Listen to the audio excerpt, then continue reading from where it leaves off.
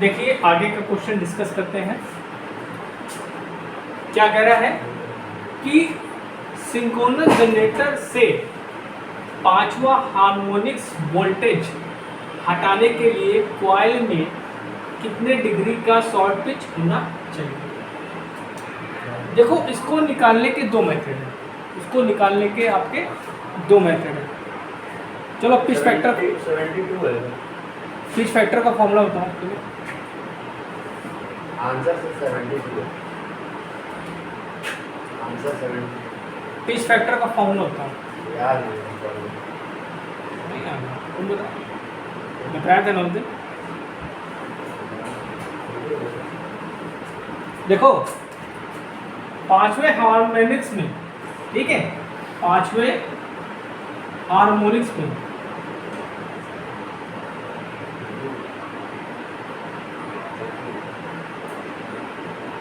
Harmonics समझ रहे हो ना कि जब क्या होता है, अल्टरनेटर क्या है, सिंक्रोनस क्या सेल्फ स्टार्टिंग नहीं होता है, ठीक, तो उसमें ऑक्सीलेशन जनरेट होता है, ठीक है, उन्हीं हार्मोनिक्स की बात कर रहे हैं, ठीक।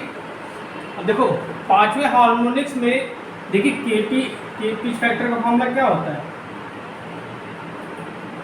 cos n अल्फा बाई 2, ये फॉर्मूला होता है cos n अल्फा बाई 2, ठीक।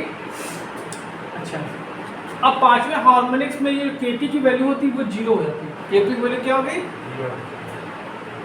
kp की वैल्यू हो गई आपकी 0, तो यहाँ पे 0 हो गया, cos n alpha by 2, clear है। अच्छा देखो cos 90 की वैल्यू क्या होती है बेटा, 0 होती है, ठीक। तो यहाँ पे अगर हम 0 की जगह cos 90 लिख दे तो क्या हो जाएगा आपका, cos 90 equal to cos n alpha by 2, clear है।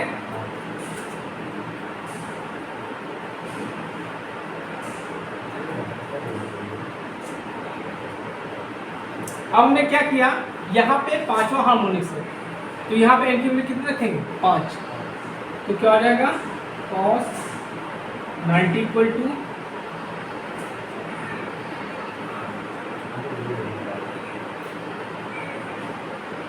अब ध्यान दो, कंपैरिजन करो, यहाँ पे भी cos है, यहाँ पे भी cos है, कटेगा नहीं मतलब हट जाता है, ठीक।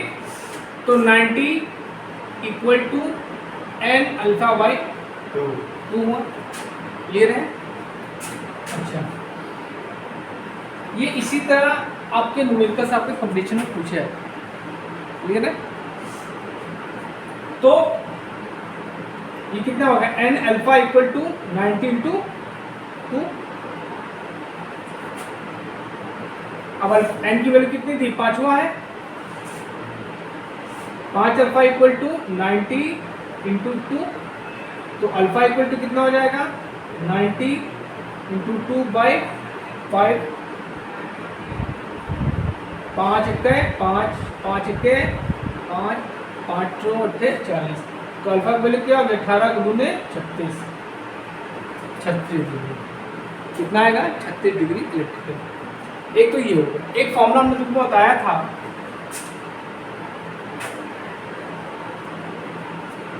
देखो एक फॉर्मूला और एक फॉर्मूले से और कर सकते हैं।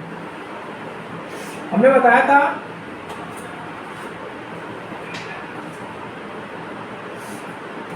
हमने क्या बताया था कि theta electrical equal to p by 2 into theta mechanical, ठीक, ओके। तो अगर हम थीटा मैकेनिकल इक्वल टू निकालते हैं तो ये फॉर्मूला आता है 180 बटे n, ठीक।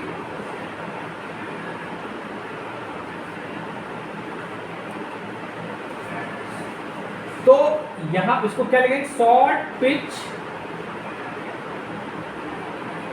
Angle, short pitch angle equal to 180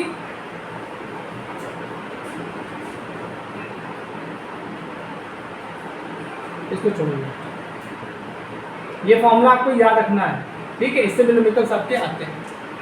तो short pitch angle equal to 180 by N होता है, 180 बाई एन होता है, ठीक।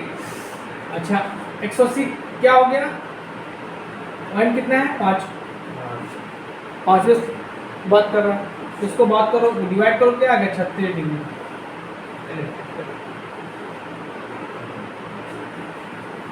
आप इससे करना चाहो तो इससे कर सकते हो, इससे करना चाहो तो इससे कर सकते हो, ठीक है। अगर इस तरह का क्वेश्चन आएगा तो आपको कैसे करना है, ठीक, ओके। यहाँ पे छठा हार्मोनिक बोल देता तो 180/6, समझ गए, लिख लो 180/6। हाँ, अगर छठे हार्मोनिक्स की बात करते हैं, ठीक। मैंने तो डिवाइड कर देना है ना। देखिए क्या कह रहा है कि एक प्रत्यावर्तक का आंशिक पिच 5/6 है, उसकी कॉइल स्पैन क्या होगी, 150 डिग्री, 180 डिग्री, 300 डिग्री। तो देखिए कॉइल स्पैन इक्वल टू क्या होता है,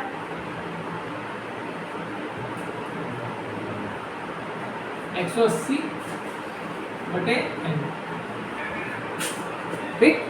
इससे आप लगा सकते हैं, तो 180/5/6 ये हो जाएगा आपका 180/5/6, ठीक। इसको बात करो 5 त्याई 15 5 का 30,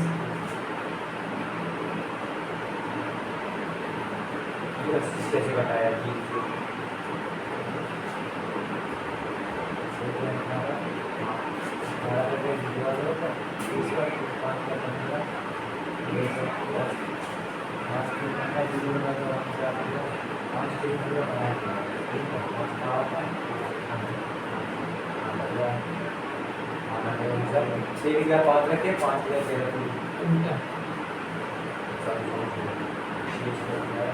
हो जाएगा आपका 180, ठीक है। तो ये हो जाएगा आपका 5 ऊपर आ जाएगा, 6 नीचे आ जाएगा, 6 कम 6 त्रिक, तो कितना है 150, तो आपका आंसर क्या आ जाएगा 600 150 डिग्री।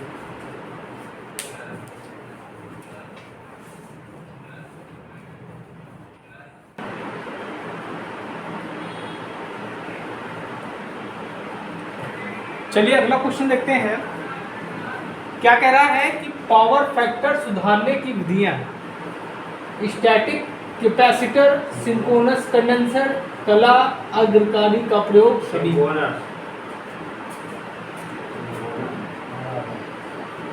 ठीक है, देखो स्टैटिक कैपेसिटर से हम लोग पावर फैक्टर इंप्रूव करते हैं, क्योंकि कैपेसिटर लगा है। कैपेसिटर क्या करता है, पावर फैक्टर को इंप्रूव करता है, ठीक। कंडेंसर ये भी आपका पावर फैक्टर इंप्रूव करेगा, और इसका नाम से पता चला कला अग्रकारी का प्रयोग, मतलब फेस को बढ़ा देगा। तो ये आपसे तीनों का प्रयोग होता है, तो इसमें आंसर क्या हो जाएगा आपका सभी, क्या होगा सभी, नोट करो।